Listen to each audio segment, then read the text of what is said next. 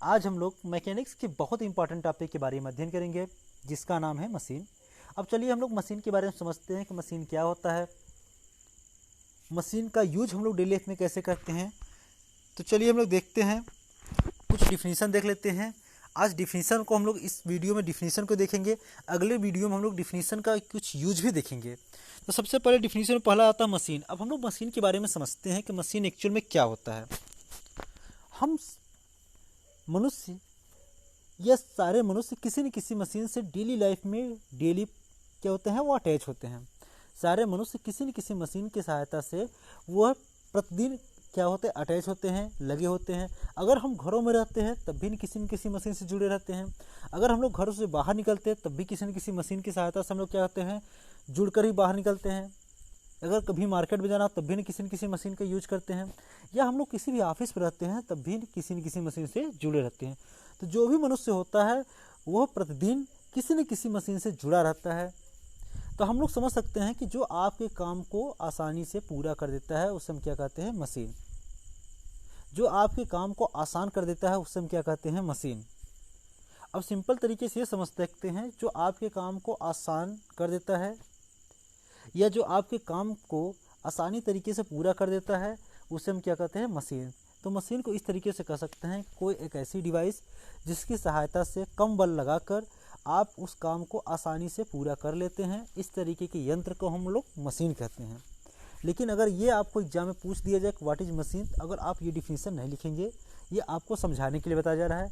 आपको एग्जाम में ये डिफिनीशन लिखना है, जब किसी भी मशीन एक ऐसी डिवाइस होती है, मशीन एक ऐसा यंत्र होता है जिस पे कम बल लगाकर हम लोग अधिक से अधिक भार को या हैवी से हैवी वेट को उठाया जा सकता है। इस तरीके के या अधिक से अधिक बल को उठाया जा सके, या सारे बलों को एक दिशा में केंद्रित किया जा सके, या फिर हम लोग क्या करते हैं उस भी पिंड में गति प्रदान कर दे। इस तरीके के संरचना को मशीन कहते हैं। ये भी समझ सकते हैं। यह तरीके सिंपल तरीके से ये समझ लीजिए कि जब कोई एक ऐसी डिवाइस जिसकी सहायता से आपका काम आसान हो जाता है या आप काफ़ी आसान तरीके से उस काम को पूरा कर लेते हैं, इस तरीके की संरचना को मशीन कहते हैं। मशीन जनरली दो तरीके से होते हैं, दो भागों मेनली टू टाइप्स में डिफाइन किया गया है। पहला सिंपल मशीन, दूसरा कॉम्प्लिकेटेड मशीन।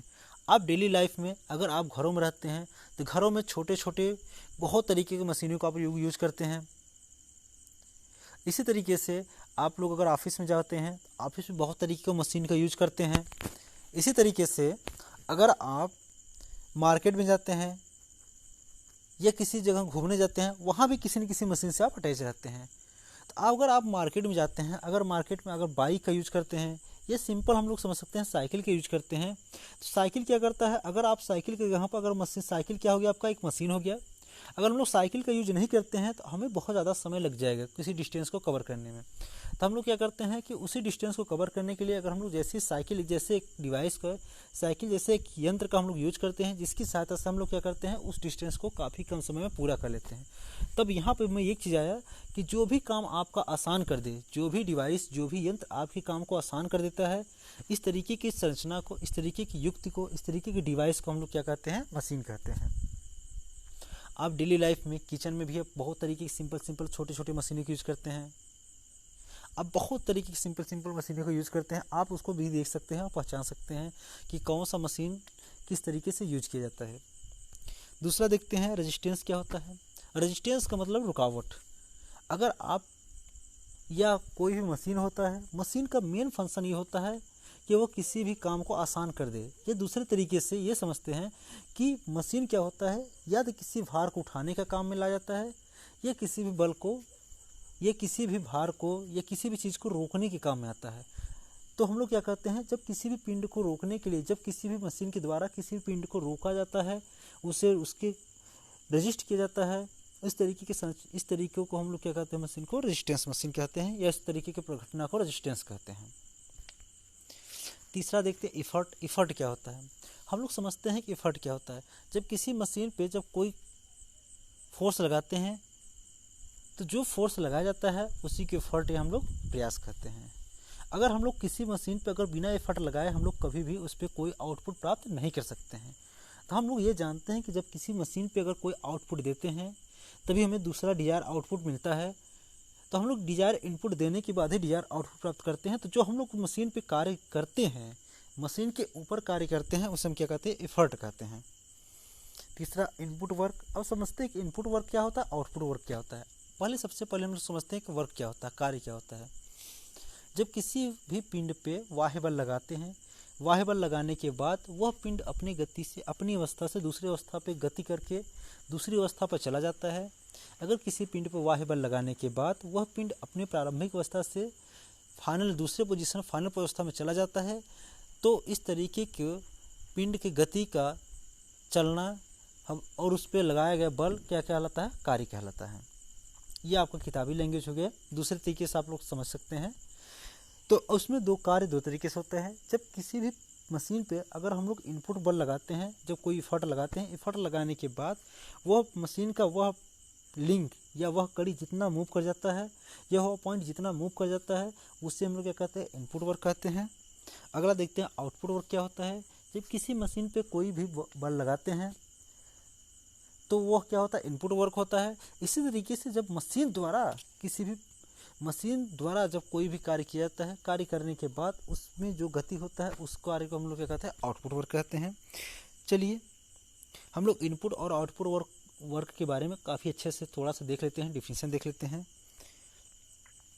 अब input work is work done on the machine as the input force act through the input distance. इसमें यह कहा जा रहा है कि जब किसी मशीन पे कोई इनपुट वर्क क्या कहलाता है, input work is work done on A machine. हम लोग जब किसी मशीन के ऊपर, ऑन ए मशीन, मशीन के द्वारा नहीं, मशीन के ऊपर, जब किसी भी पिंड के द्वारा जब किसी भी मशीन पे जब कोई कार्य किया जाता है, कार्य करने के बाद वह पिंड जितना मूवमेंट करता है उससे हम लोग क्या कहते हैं, इनपुट वर्क कहते हैं।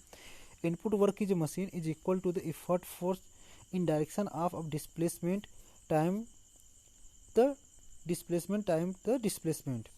अब इसमें क्या होता है कि जो भी इनपुट वर्क होता है, लगाया गया एफर्ट, लगाया गया बल, प्रयास बल गुणे उस प्रयास बल के कारण उस पिंड में मूवमेंट के गुणा कर देते हैं। तो जो हमें प्राप्त होता है राशि, उसे हम लोग क्या कहते हैं, इनपुट वर्क कहते हैं।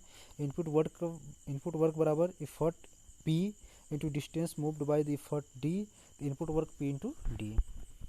चलिए इसी तरीके से आउटपुट वर्क होता है। आउटपुट वर्क भी देख लेते हैं।